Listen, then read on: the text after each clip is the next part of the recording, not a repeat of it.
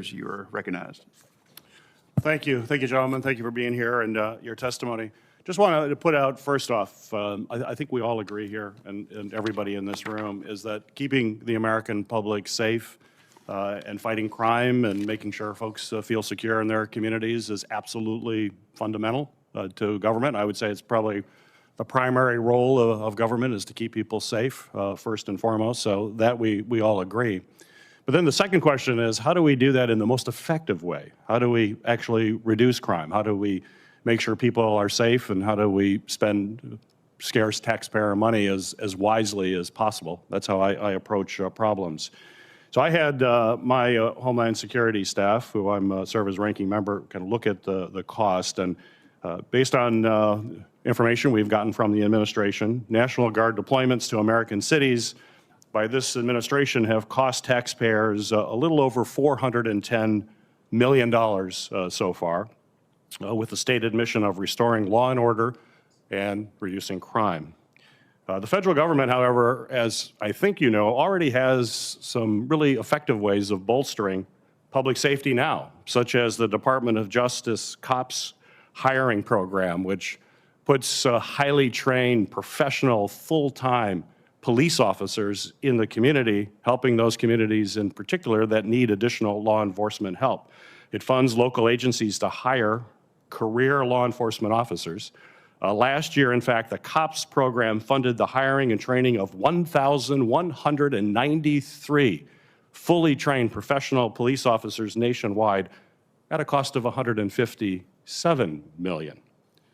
So if we just do a bit of back-of-the-napkin math, the $410 million spent over the past 4 months of Guard deployments, if annualized, we would be able to hire 9,366 local trained police officers who know their communities, have local trust, and are often part of the community. They live there as well.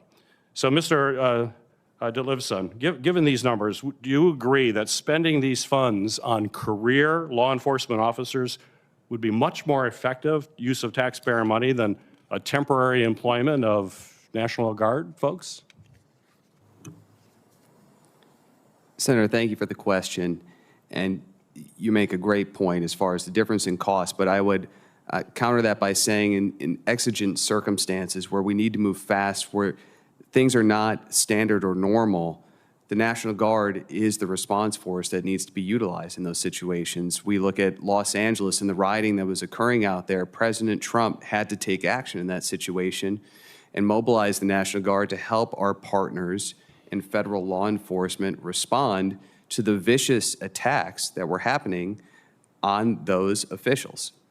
And so in those scenarios, it makes a lot more sense for National Guardsmen to deploy. Additionally, in areas where we are able to work with state governments, such as the state of Tennessee, we've been able to help dramatically reduce the overall crime rates in that city. And we are constantly reassessing the situation on the ground. If we are able to get crime rates down, where local law enforcement can handle these issues once again without additional federal support, there's nothing more that we'd like to do than to end these deployments. But with normalization of criminal activity, the president has jumped at this opportunity and led to make sure that we are a nation of law and order. Well, let me reiterate. If you talked about putting those troops in the short run, that governors and mayors who actually are on the ground, those are their cities, those are their folks, didn't believe that support was necessary, and in fact, it only increased tensions in those communities. That's not a long-term solution, and we should probably be immediately deploying things like COPS grants to help folks.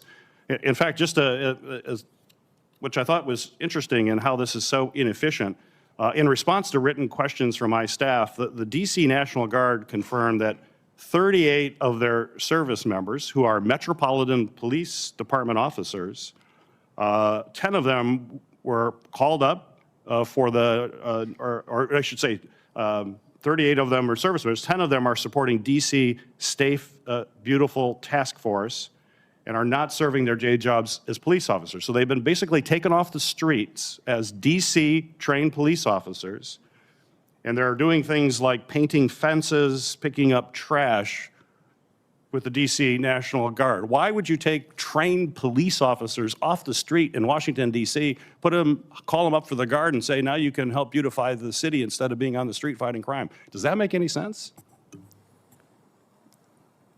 It's a good question, Senator, but I would posit two things. First off, there are different missions for the DC deployment. There are presence patrols that are taking place constantly to make sure that people feel safe and secure. These folks weren't doing that.